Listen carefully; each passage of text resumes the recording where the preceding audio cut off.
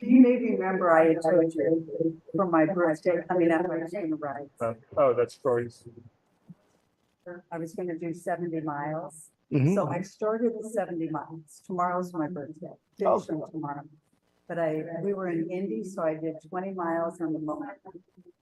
And yesterday I did 25 on the pumpkin vine. And tomorrow I'll do at least 25 on the nickel plate. Nice.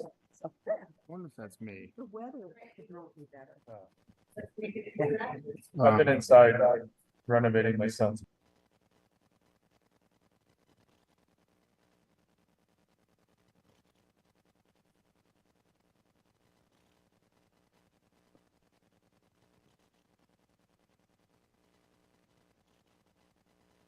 Let's stand for the pledge.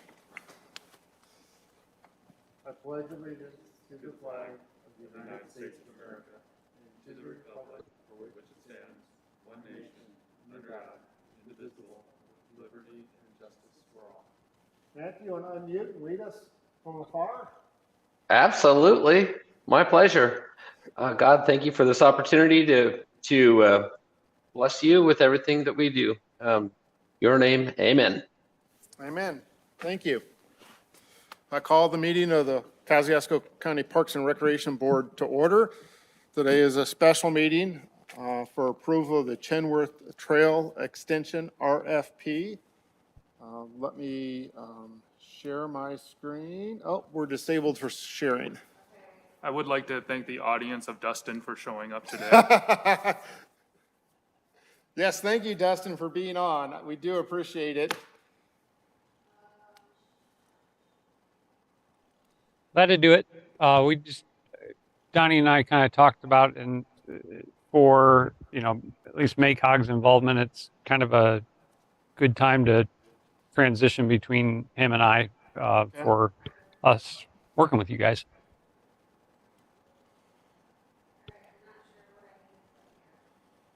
So while she's looking at that, I can tell you that I did finish at least my draft of the RFP. It is based upon an RFP I found that BACOG had done and an RFP that was done for Monon. There's 50 miles we're looking at down in Monon.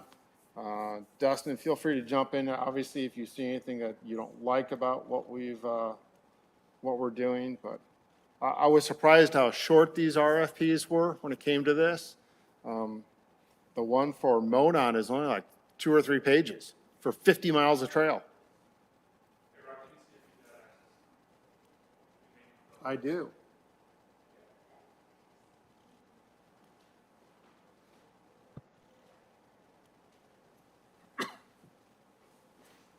Okay.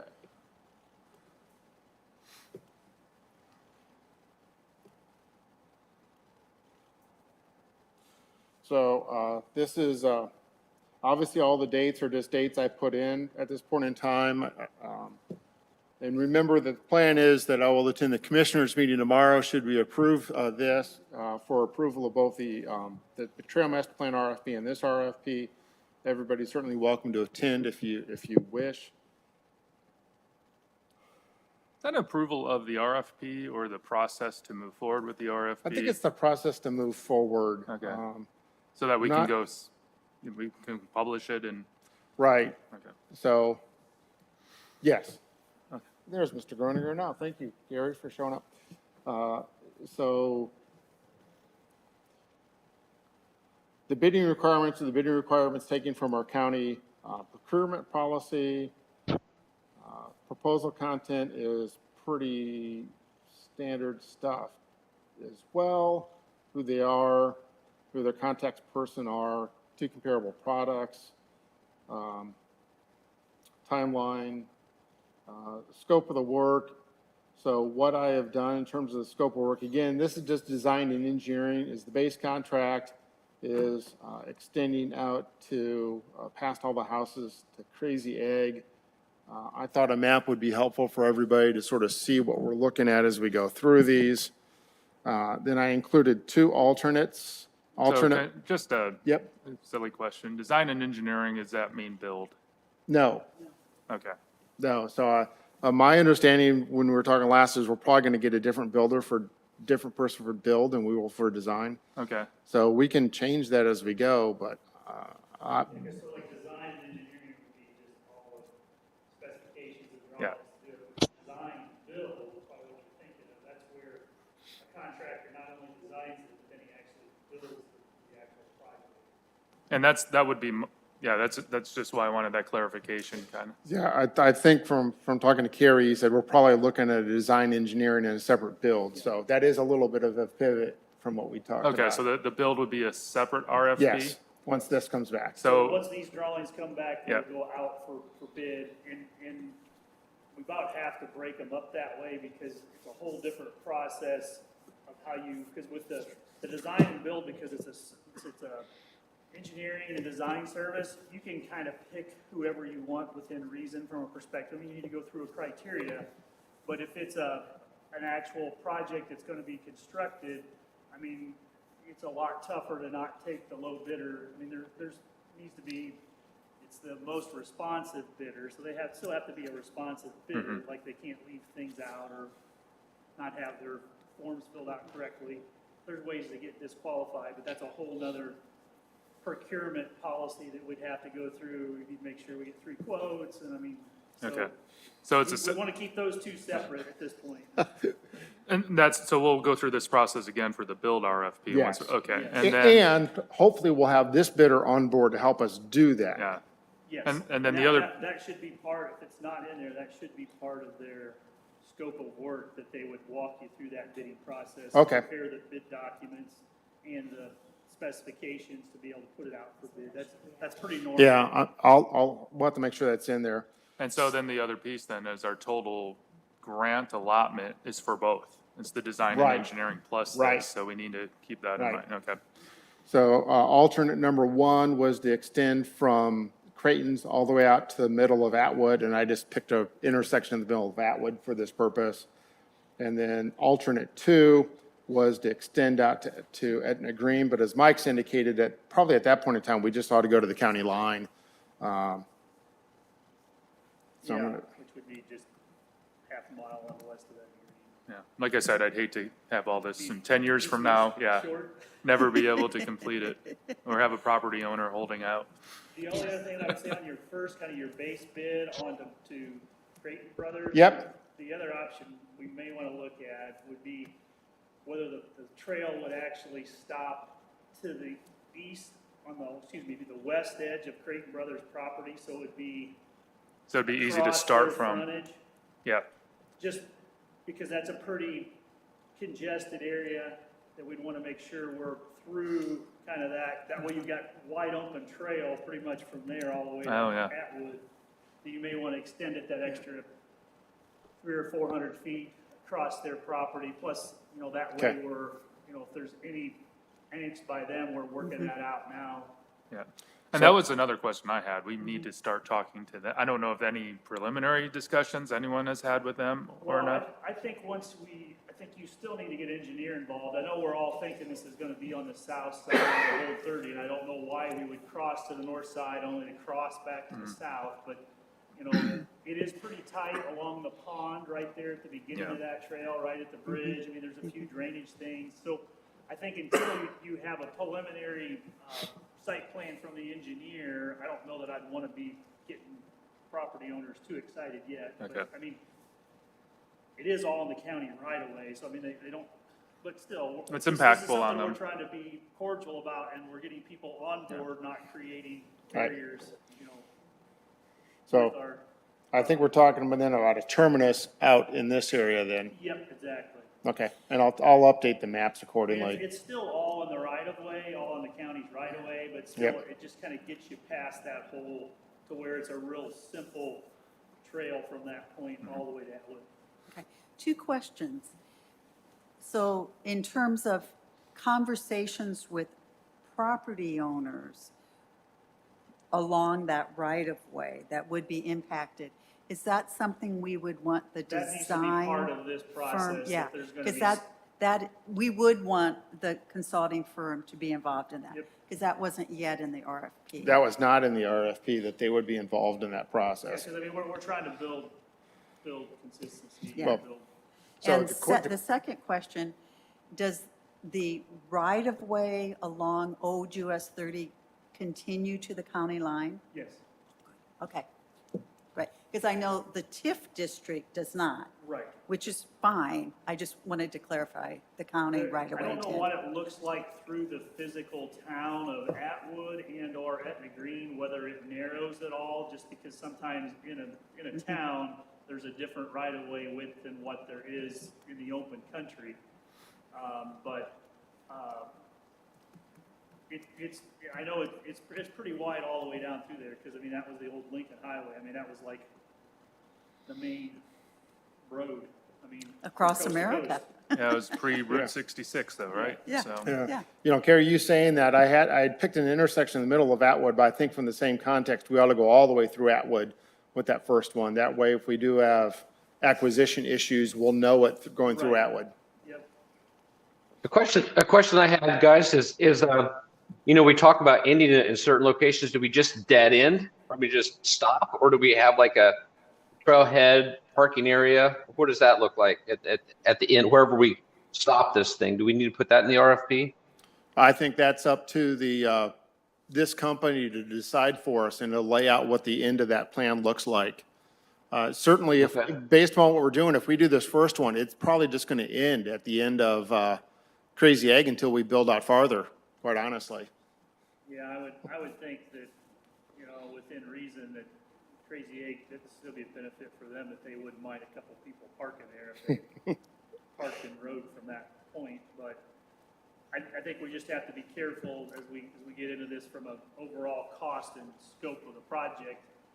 Although we want trailheads, but, all of that may need more than just the right of way to be able to park people. Right. So I mean, we just have to be careful that we don't get too much scope creep in our project, that all of a sudden, instead of 750, it's $1 million. Right. Right.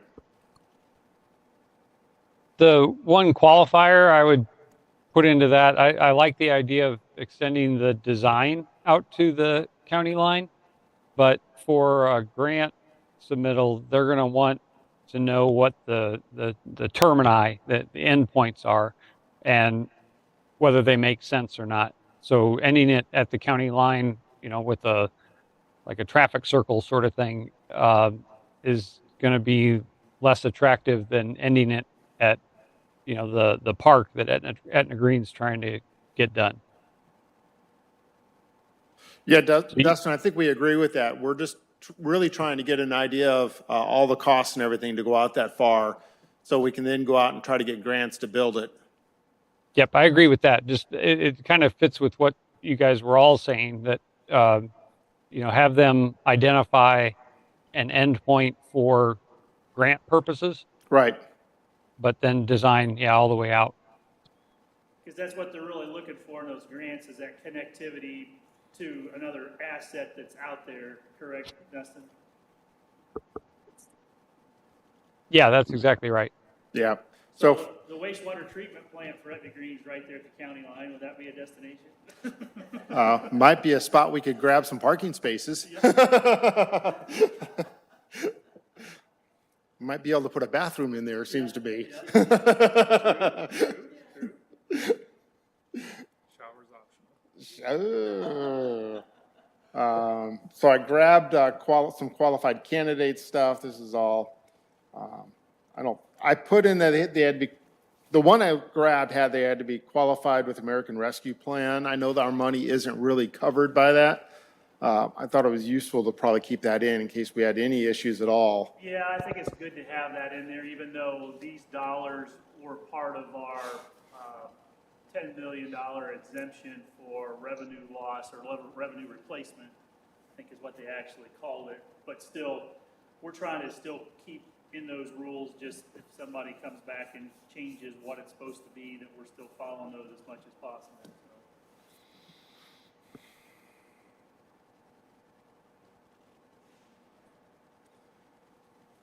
The deliverables, I think here we may need to work on a little bit.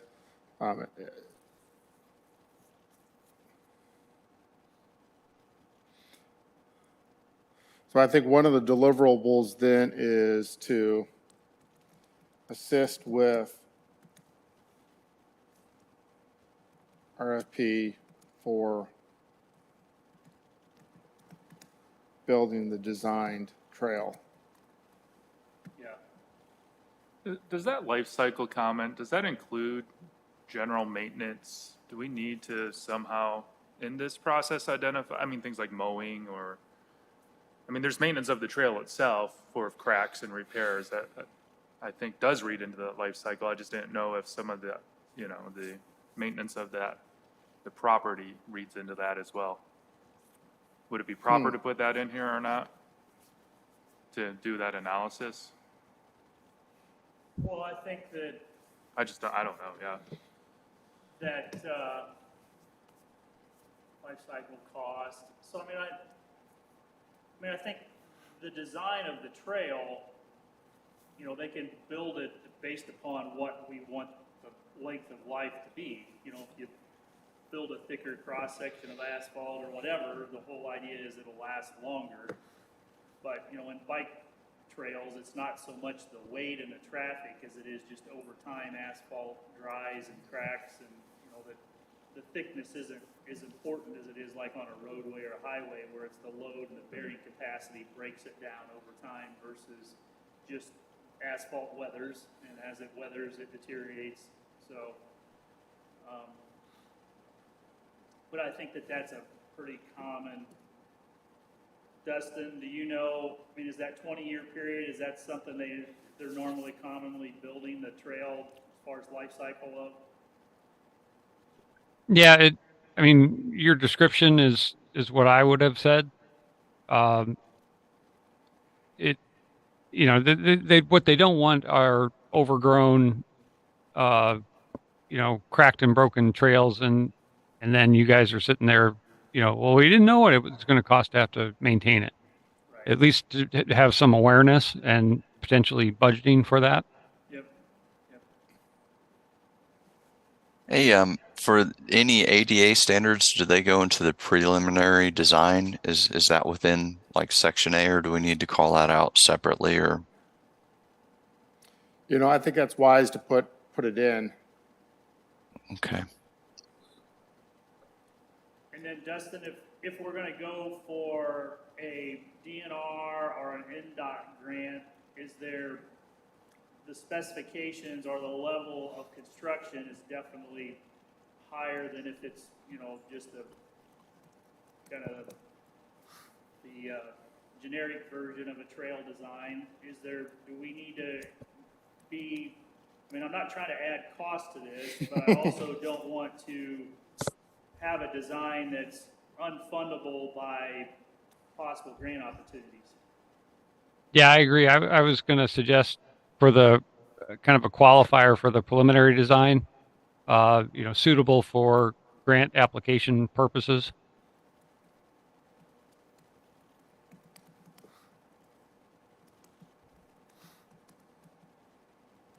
And that should cover both, you know, DNR or NDOT. NDOT's going to, I mean, part of if you were to fund this through NDOT, they're going to have another level of design requirement. So you're essentially not done with design.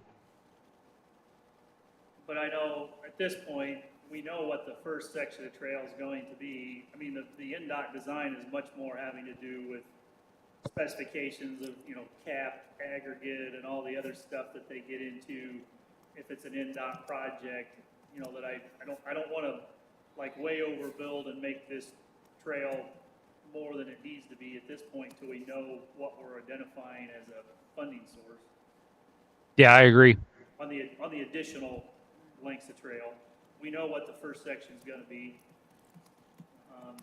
Because some of the stuff that's added into that NDOT stuff is just adds cost and doesn't really give you any better trail. It's the bureaucracy of state and federal funds. Dustin, anything else I should throw in there in particular? I would honestly take out the detail of those that you added. Yep. in part because NDOT is a different level than the others. And even, preliminary design is truly not suitable for construction purposes. So there would be some additional design needed, but those other grants you can apply for, final design and construction together.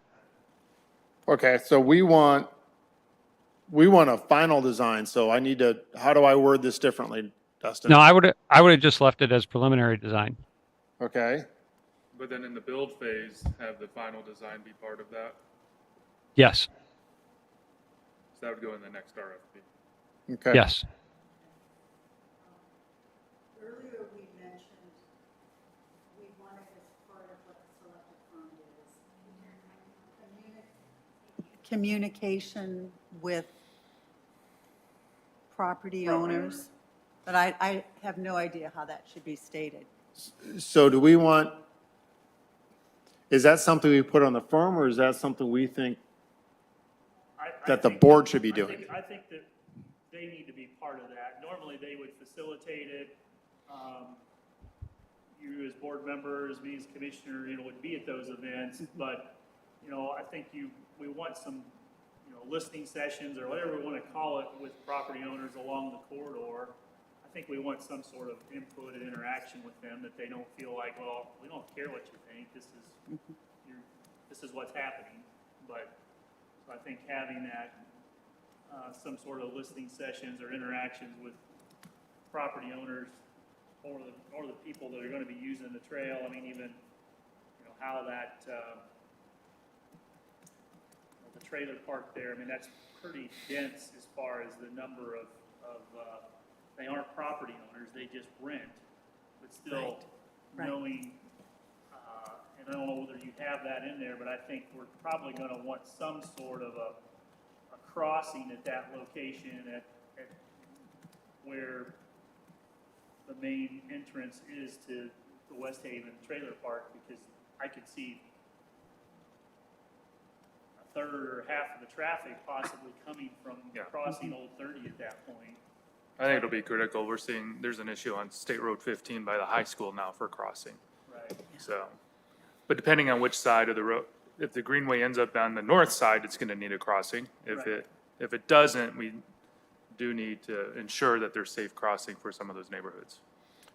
But isn't something that we should talk to the vendors at the pre-build or the pre-bid meeting, that this is Yeah, an issue? Those are, I mean, I don't want to overwhelm them, but I mean, those are all questions I'm sure they're going to want to make sure. And I think there's obviously properties all the way down through there, but I think that West Haven Trailer Park would be pretty close to the midpoint of this trail section, that I don't think that would be unreasonable to have some sort of a, striped section across that roadway, because I do think we want to make sure we're creating as safe of a crossing as possible, because once you get out past that way, I mean, people are starting to put the hammer down. I mean, it's a pretty straight stretch of road after you make that little corner, so we want to make sure you could have cars running 50-mile-an-hour horse grader. It would be nice to do one of those at this point to make sure we like what we build. I mean, the one that's out in Winona Lake, everybody is still confused about whether that is a stop or not a stop, or what you're supposed to do when you come to it. The one there on Pearson Road. Yeah, yeah. Yeah, I find when I get to that the cars will usually slow down way in advance, so I don't hit the button, so it doesn't move to stop. Would you just get across? Yeah. So believe it or not, that's it. As I indicated, when I looked at the two that I was using, one was from Maycog and one was from the Monon Trail south of Indy. They're both extraordinarily short for this. Dustin, is that pretty common? Yeah. Yeah. It's, I mean, honestly, a kind of simple scope. You're going to design a trail.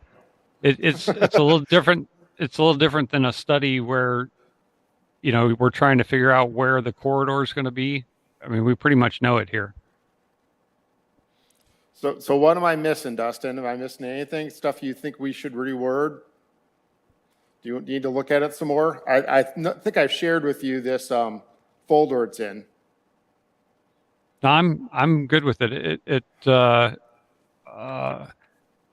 only thing that you might want to plug in there is like a time schedule. So let's talk about that. So I put up here a hope that we could publish the RFP on September 1st. Pre-bid meeting would be our next meeting, which is I believe the 15th. I'll have to double check that. Proposal is due at the end of the month.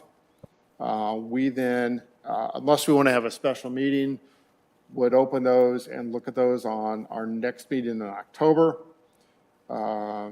Potentially award the bid and get a signed agreement in November.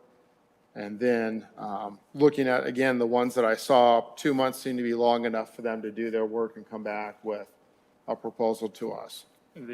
Our September meeting is the 21st.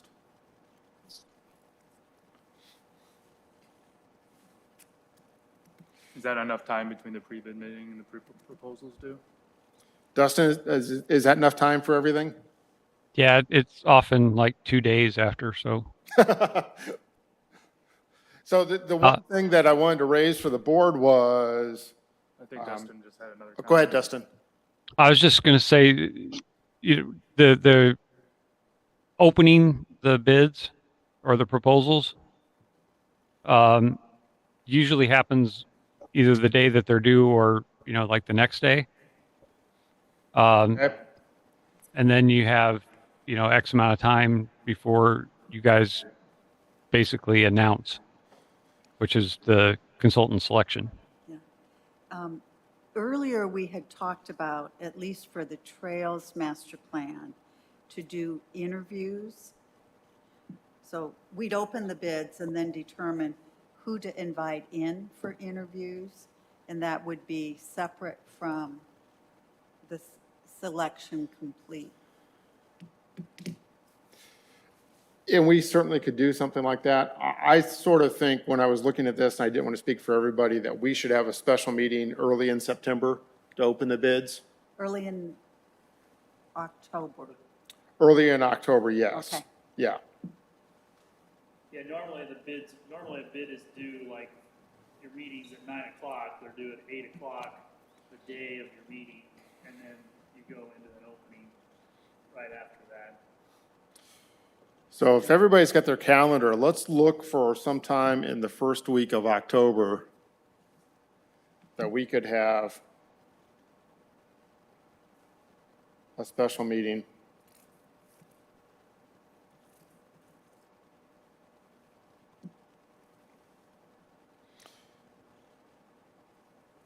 Did you say the first week?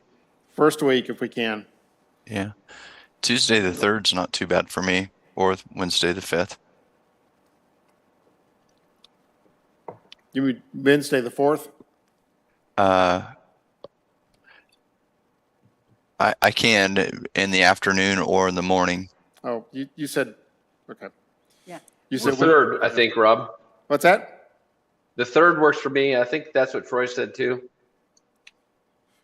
How about Tuesday the 3rd then at 10? Does that seem to work for everybody? Yeah, that'll work for me. That works. I know the commissioners don't meet that day, but I don't know if there's something else in here. Okay. Yeah, Well, is there any timing prior to a commissioners meeting that makes sense?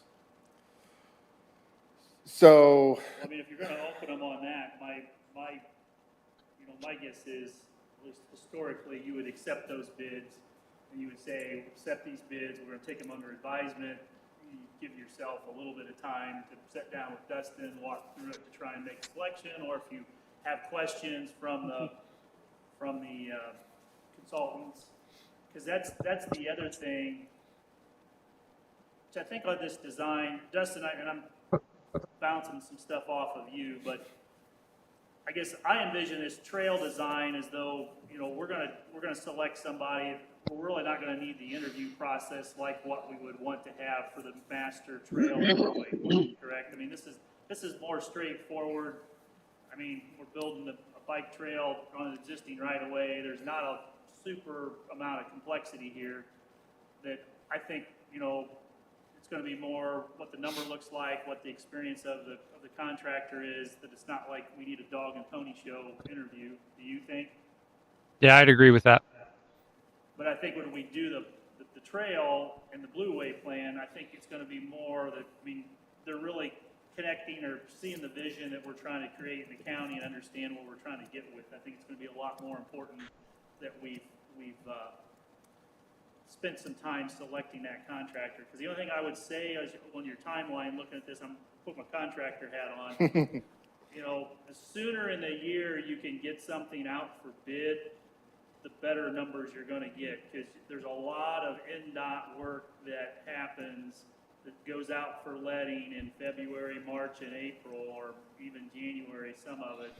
So the sooner in the year we can have that out for bid before contractors get filled up on work, the better numbers we're gonna get from a price or even just people interested in the work. I mean, I know NDOT's really struggled the last few years to even get bidders. I mean, they've had some that there's no bidders, or there's one bidder and it's, you know, over the 10% of what the engineer's estimate is, and it has to get kicked out. So I think we just have to be careful that we don't stretch it out there too far, but we've got to give them enough time to actually do the work, or we're going to run into the same problem on the consultants, and they're going to say, well, I don't have Right. the capacity right now to do it in 2 months. So it's a catch-22. Either you get it to where you can get a consultant so you get a design, but you also don't want to get it so late that then you don't have any contractors to do the work. So are you suggesting we try to get the public presentation moved into December?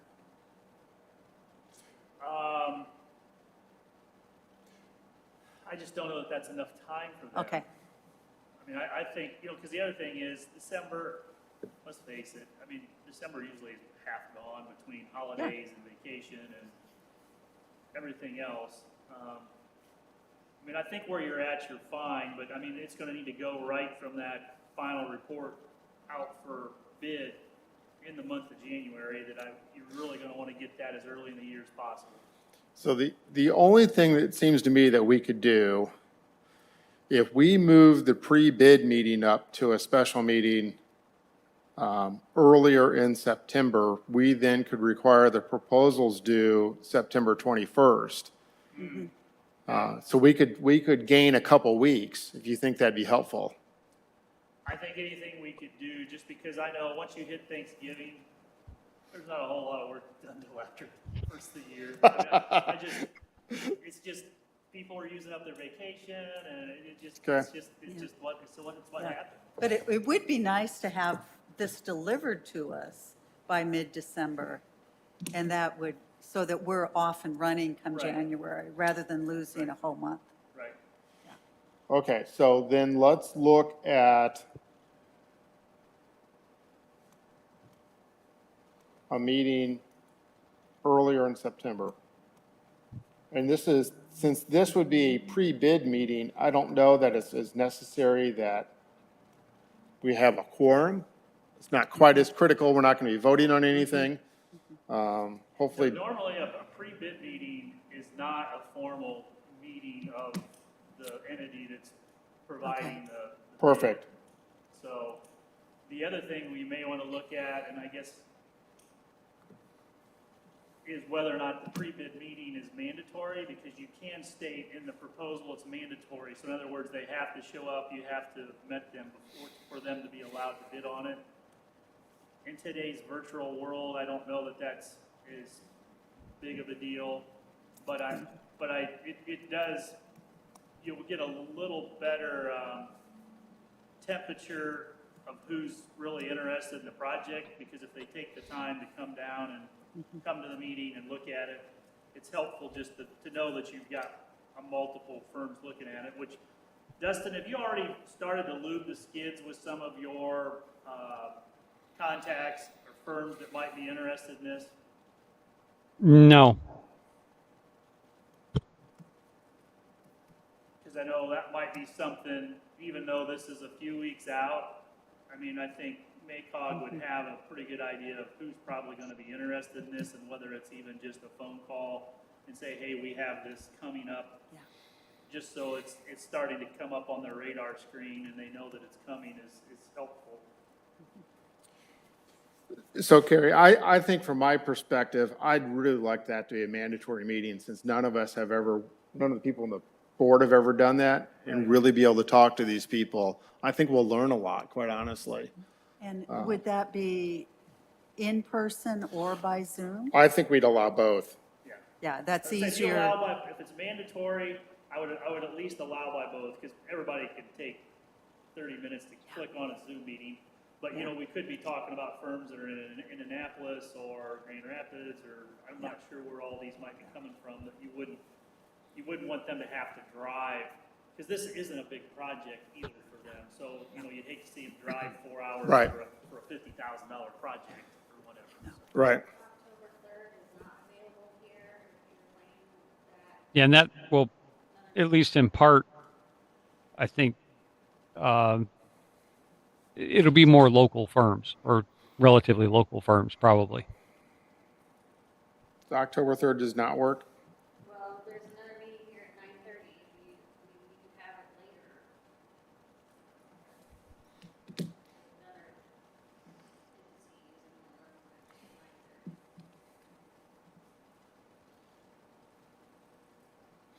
I could certainly do it later in the morning. How long do you think that meeting will be? It's KLA, so I don't know how long they usually use it.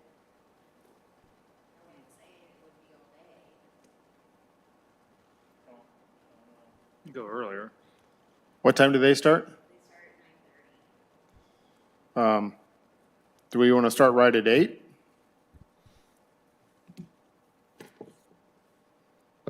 Remember, those people could be traveling now. But Well, the October 3rd would be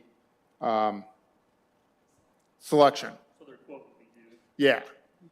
So the way their proposal would have due September 21st, we'd open it, October 3rd, we'd come back and approve. Okay. So they wouldn't need to be coming, they're coming the 21st with the proposal. Right. Because the thing you want to remember is normally, that may be something else you need to put in there, is where these proposals go to. Normally, they would go to the auditor's office and, you know, they're a sealed envelope. And then as it comes in, they stamp it with the date and time that it was received in time and all that stuff. So I would say, Rhonda, you would want that, at least historically, that's where proposals would come to the auditor's office. So that may be something else you Yeah, want to. it currently is with the administrator. Yeah, it currently indicates it's supposed to go to Marcia as the procurement agent, which is sort of what the procurement policy says, but we can do whatever we want. Well, this is, I guess the thing of it is it is, so I think it has to be a sealed envelope if it's over 150, which this, you know, this is over 150, we got problems. So I'll take back what I said, and having Marcia at that one would be fine. But just remember, if it's something that's over $150,000, you got to go through the whole sealed bid process, and it needs to go to the auditor's office and be stamped and opened in a public meeting. Because realistically, if it's less than 150, you don't have to open them in a public meeting, but, you know, you're trying to be as transparent Right. as you can. So. Yeah, okay. So you want me to check the one for October 3rd for 8 a.m.? Yes. Yes.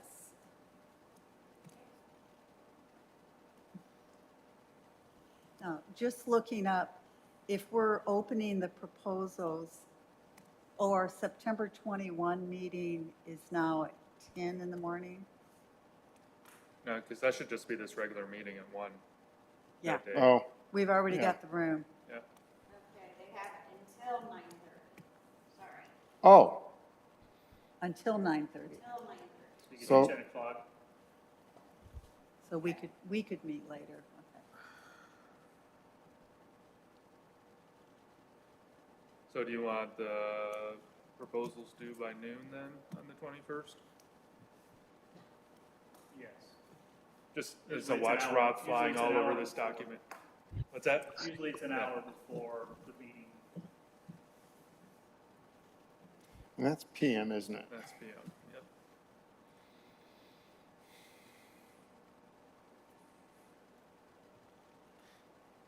So yeah, I think 10 a.m. will work on the 3rd. And then, when is our meeting in December? December 21st.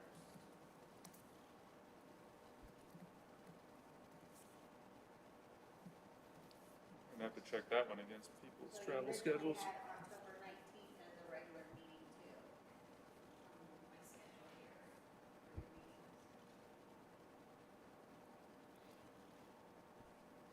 But that won't give them time to do anything. I don't think that affects this presentation. Well, what, October 19th? Yeah, I guess the question is that whatever's happening on the 15th, are we getting together then? no, I just put that in as the date we hope to have the agreement signed. Okay. So I presume that you'll want Ed to be involved in Yeah, he's gonna that have to process. Look at it. Yeah. And then you gotta, see, the problem is, I think the commissioners meet like on the 10th, so if we don't get it looked at within that week, you know, then all of a sudden, you're another commissioner meeting, but, I mean, I think that a week is enough time. I mean, I don't think it's gonna be that tough of Then let's just do 10. Let's just put that in there. That's what we're going to try to do. right, because isn't that'd be the next Tuesday, right? That, which day? The 10th, October 10th, pretty sure that's a commissioner meeting. I don't know what NTB stands for.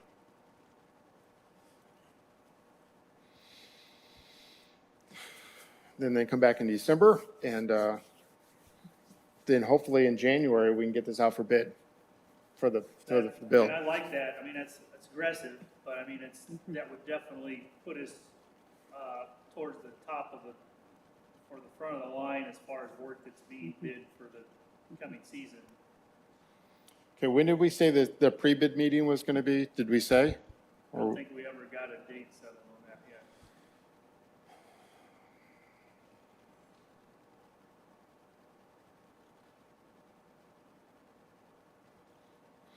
So I would think we'd do the 11th or 12th, if we could. 12th was a commissioner meeting. Okay, let's don't do the 12th. Maybe the 13th? I'm wide open on the 13th, if we want to do the 13th. So that way we have two meetings, but you have to have a public meeting. Apparently not for the pre-bid meeting. No, I don't think for a pre-bid, you wouldn't have to have a public meeting. So we could even use the multi-purpose room for that. I know the 13th is a MACOG meeting. I mean, I'll be out of pocket most of the morning. Well, let's don't do that then. I also show there's a KCC RBC meeting on the 13th. I think Wow. that's accurate. Apparently, I'm the only one who's not busy that day then. What do you guys show on Monday, the 11th then? I'm not in town that day. I can make it work. How about the 14th? It's open. Mm-hmm. Yeah. Yeah, I could make a morning meeting work. That still gives him a week. 9 a.m.? Sure. Yeah. Okay.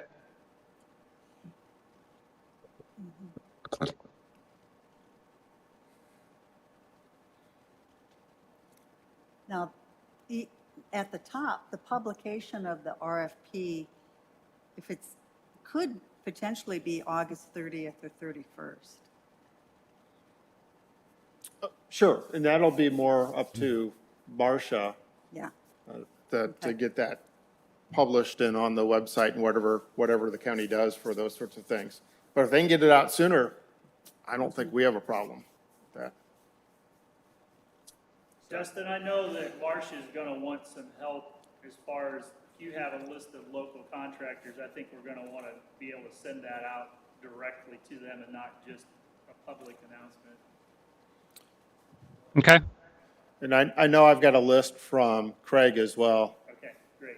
that I can get over to Marcia. And we've got a couple that have reached out, in particular to make sure they get it. I'll get those to her as well. so this timeline looks great to me.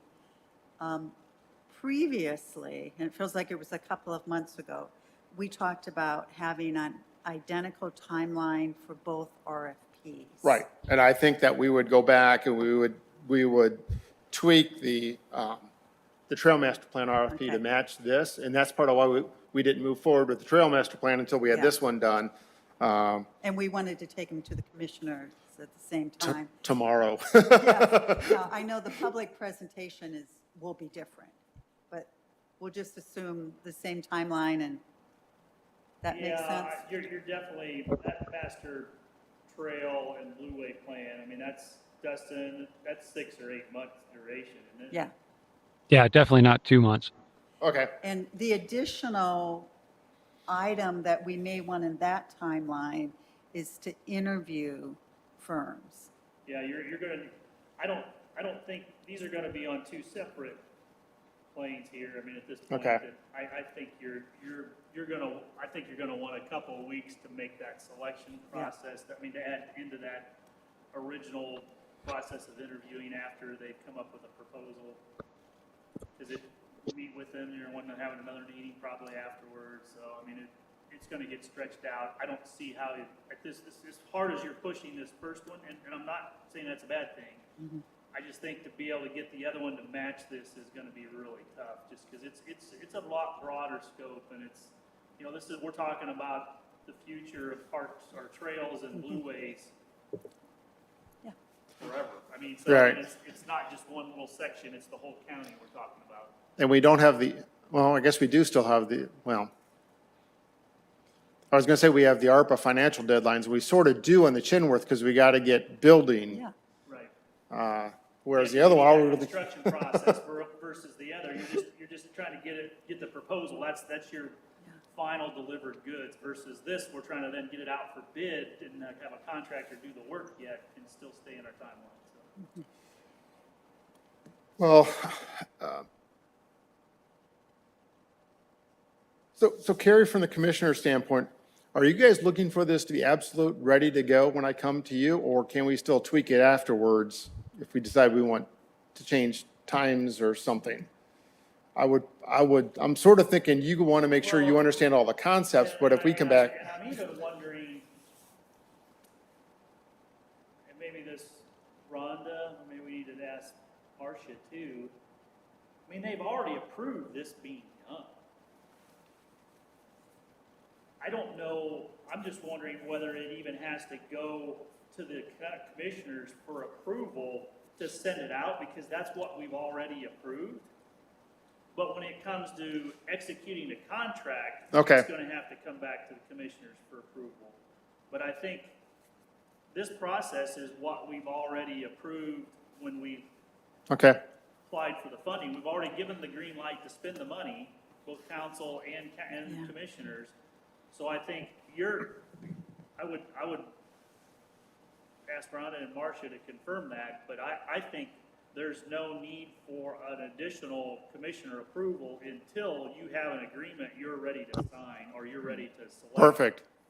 And obviously, we're working with Marcia and Ed and everybody anyway. You guys are going to know absolutely what's going on. Right, because I mean, I think the money's been approved to spend, so I don't think there's anything the commissioners or the council shouldn't have, unless there's some sort of a funding bust, shouldn't have to approve anything additional from here forward.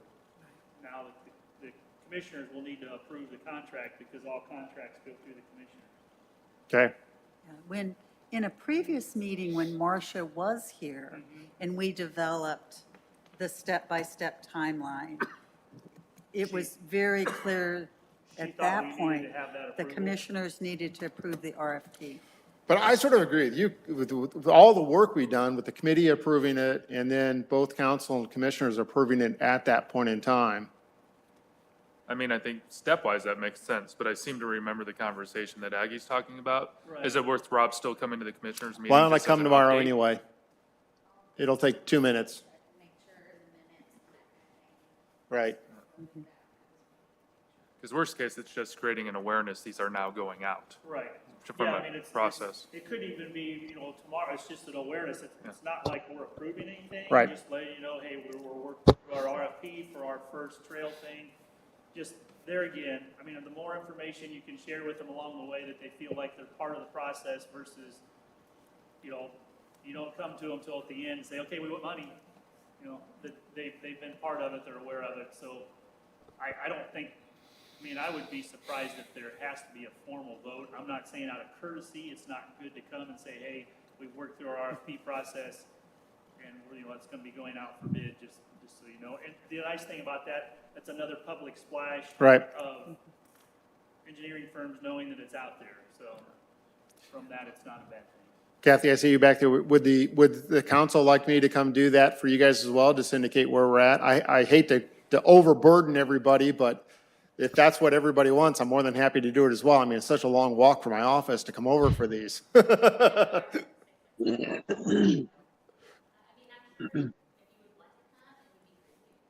Okay.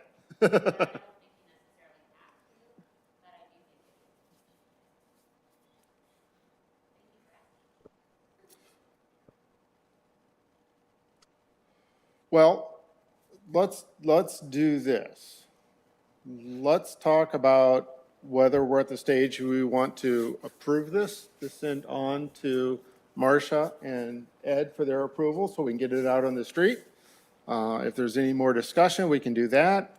What are we in? We're almost an hour into the meeting already, so looks like I'll have some pagination issues to clean up, but that's not a big deal. One other cleanup, it's the marketing person in me. The logo that you're using on Is- the front, we yeah. agreed that we would use that logo with the words I will- Kosciuszko I will Parks. change the logo, you are right. Thank And I you. will I will check that on both of those. The only other thing I have is, do we need to set any meetings related to the Trails Master Plan? Since we have all 5 of us in this meeting. Where did that go? When you say that, is it kind of going through the same schedule process? Yeah. like the Ideally, pre- use the same meetings where we can, but knowing that it's a longer process for this, where do we extend Yeah. that? Yeah, and we like didn't set the those pre- up. the This is all we pre-bid have. meeting, Yeah. it would be a separate meeting, but Yeah. it could be the same day back to back. We could. Correct. But it's going to be a open- number of different vendors, right, on Yeah. those? So, Yeah. We could open proposals on the same day. Yeah. But then we might want to set aside time for the interviews. Dustin, can we expect them to return the Trail Master Plan document just as quick as this one? Because this is going to be a much more, I mean, just the bid itself seems like it's going to be, And do we need to have all of this listed out for the Trails Master Plan for the next, if it takes 8 months, or do we just need to kind of identify the next 2 or 3 that are critical, and then we can react to what's coming in and then schedule the next meetings after that? Just because we're not trying to, we know this one's longer, we're not trying to push it as fast because there's not a build phase Now, I think attached to it. what I would like to get to the point of consultant selection with the Trails Master Plan on our calendars. Okay. So that we Okay. don't, again, like, Yeah, it's so easy to so it lose a doesn't month. drift, yeah. Yeah. so if we start with the date issued, get it out again on September 23rd. We need a pre-bid meeting. What do we use for the pre-bid meeting? September 14th at What, you 9? just said the 23rd, you mean September 1st? Yeah. How far are you Okay. on the RFP for that one? It's essentially done. Okay. Marcia's Yeah. had it. I just don't want to take too big of a bite of the apple at once from a perspective of, to do 2 of those kind of simultaneously. I mean, there could be a lot there to chew on. Whether you would, I could see trying to do some sort of a staggered, I mean, still use the same meetings, but do some sort of a stagger in that to where, whether like the mandatory pre-bid is on the 21st versus the 14th, you know, to try and just give a little bit of staggering. So we're not adding additional meetings, but it's just the same thing isn't happening at each one, because I just think you're may want some time to react. Because it's gonna be a lot of work. I mean, you know, you guys That's what you have signed real us up for. Well, I can tell you from being a former consultant, not having to go to meetings on 2 separate weeks for, the same area to be able to kill 2 meetings with 1 trip would be great. Okay. I can Yeah, see so- that. Because it's going to be a lot of the same people. Think it'll be the same people? That's a good point. Maybe not all the same. You know, the bigger master plan is probably going to be attractive to a broader group, but you know, some of those might want to get in on the smaller one, if nothing else, just to kind of. Even if it's the initial RFP and mandatory pre-bid, even if we give them a little more of a longer time to actually turn in the quote, that probably wouldn't be so bad, right? Yeah, exactly. How long, Dustin, should we give them? What are you thinking? Because I was sort of thinking, what if we went into September or October meeting for them to return the bid then? Is Yeah, that's fine. Does that strip it long, or is that reasonable?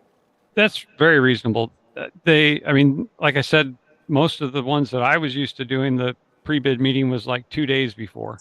So, you know, you had the next day to kind of scramble and at that point, they should just be fine tuning. You know, from the consultant standpoint, that's not too much to ask.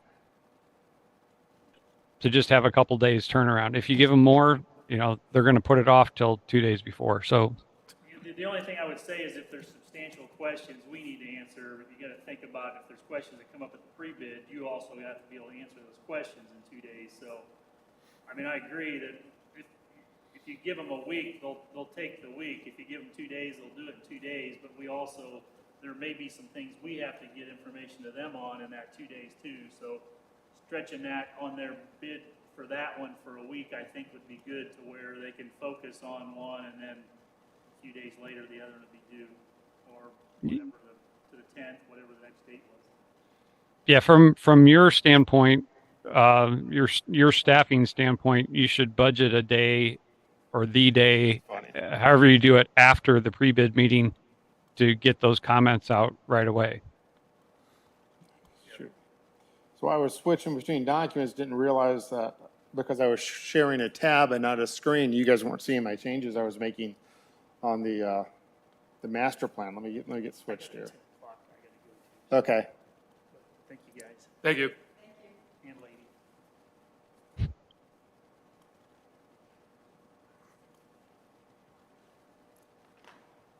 Saw New that. Screen. What's that? Ah, yeah. So this is what where we're sort of at in regard to these.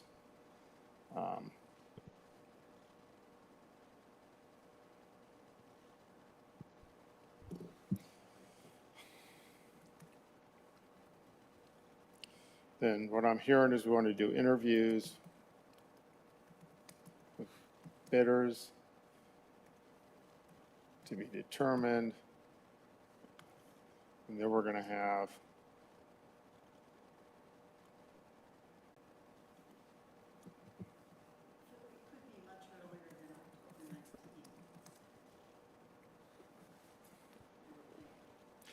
well, it could be, but if we're taking Carrie's lead and trying not to do too much at one point in time between the two bids, that'll give us time to finish the Chinworth and then come back and then finish this one. And I'm willing to do whatever everybody else wants. That was, And I'll just, the reason I was saying that is, sorry, I keep turning this off. I was thinking that maybe October 19th, which is a day we're already scheduled to meet, could be an interview day. But it doesn't have to be, it could be a separate time. well, hold on. So, You got that as the days they're due. yeah, Are you sharing the same thing you're looking at? I am right now, Okay. yes. So I should have just shared my screen. This would be a lot easier. That way if I switch, it'll switch. Thank you for being the person on the keyboard.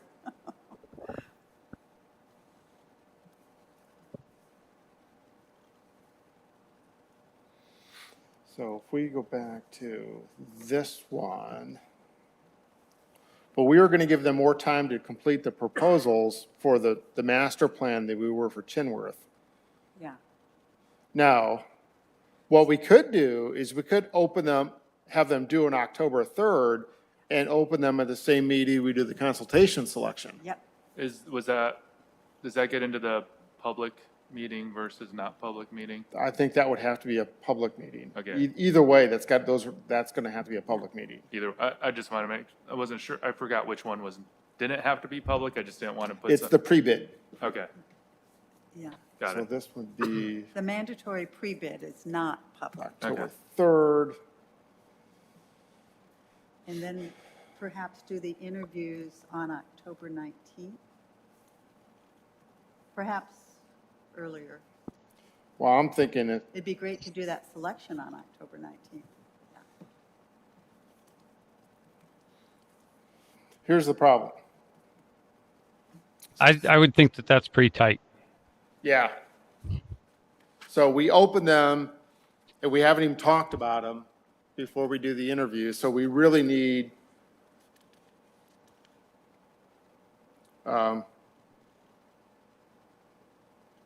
I'd give yourself a couple weeks to review them before you do interviews. Okay. so that means really October 19th, we have a frank discussion about them and then we select the ones we want to interview on the 19th. Does that make sense, Dustin? Yeah.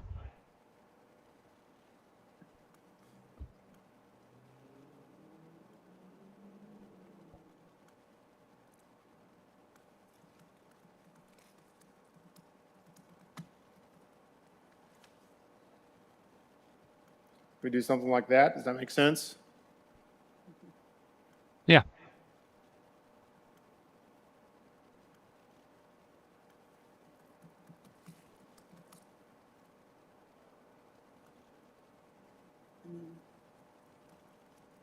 It's the way that We. this was still need a written. Date for interviews. Okay, Dustin, what were you saying? The way that this was written, there's some flexibility in the scope to fit with the budget that you have. So, there's going to be essentially some negotiations. So, allow some time for that. So Rhonda, will the interviews have to be public? Okay. Okay. Well, I don't think we can nail this down because that makes a huge difference in terms of how we run the meetings. Yeah.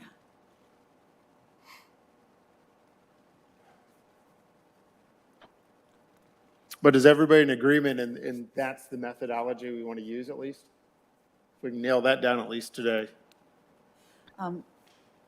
Dustin, do you have any perspective on whether or not the interviews need to be in a public meeting? I've done both. So I think it's kind of up to you guys whether you want to do that, which way or not. But when they're public, that means the other vendors are also, Yeah, Observing. that's true. It's just, Yeah, I don't think the interview should be public if we can avoid it. I know the interviews that I've done with the state of Indiana for our child support contracts have not been public. I know so I was generally a sub-consultant, and we were often kind of the preferred sub-consultant. So we were on multiple teams. So I would, literally walk in with one group, walk out the door, and then walk back in the door with the next group. So, it was kind of up to me, since I was on multiple teams, to not share what each team's doing. So I personally, I preferred the non-public. so we will assume non-public unless we hear otherwise when Rhonda checks. And I think we can set these dates without having a public meeting to do so. We're not deciding anything substantive. So we find out public meetings, we can pass around dates and get those set. Okay. Just one call out for the group. I know that week of the 16th, I'll be traveling for work of October. So Okay. So maybe sometime the week of October 23rd, we try to do the interviews. You know, if the date of the interview with finalists is given out in advance, we don't need much time between notifying the firms that they're invited to interview and doing the interview.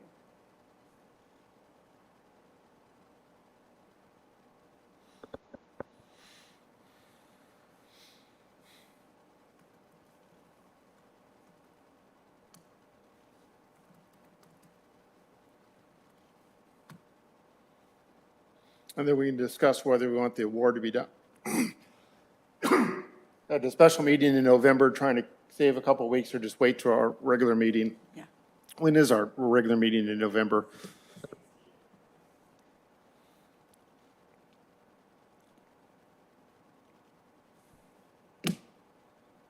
Let's just, for now, pencil it in as the 16th.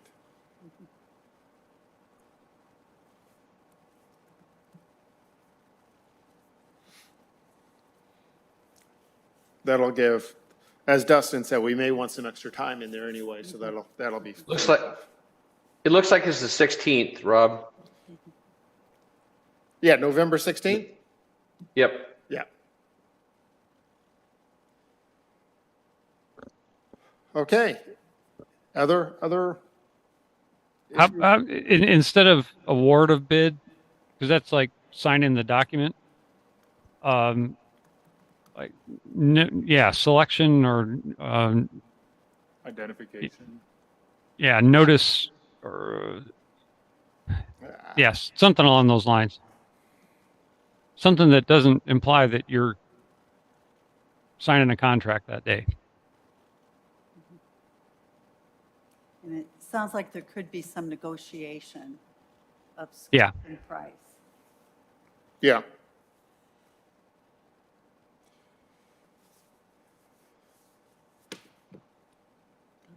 Everybody good? yeah, Thank you for working through that. So the one thing we have not done that I think we still need to do is, I think, subject to the tweaks that we've talked about in terms of logo and me cleaning up some of the pagination and stuff, but I think we need to approve this RFP if we're at that stage. I'll make a motion that we approve the RFP. There's a- per I'll second. Rob's statement. Is there a second? Yep. Second. All those in favor say aye. Aye. All Aye. those opposed? The ayes have it. And then we have already approved the other RFP. We have already approved the other Okay. RFP. I'll make sure Marcia has both of those and talk to her today. Other than that, that was really the only thing that was on our agenda for today, since this was a special meeting. And then the timing issue, though, is we're going to wait. You're going to plan on reviewing these tomorrow with the commissioners, but we need clarification from Rhonda or Marcia on whether it's another formal approval for them or not to be published. And then whether or not our vendor interviews have to be public as well. Okay. Yeah, I think those are the two issues. Anything else? Nope. Do we have anything to sign, Rhonda? Not in All a right. special meeting. Motion to adjourn from anybody? I so move. I'll second. All those in favor? Aye. Aye. We are Aye. adjourned. all right, Don't even Bye, have everyone. nays on that one. See you guys. Troy, bye bye. thanks, Dustin. Thanks, Matt.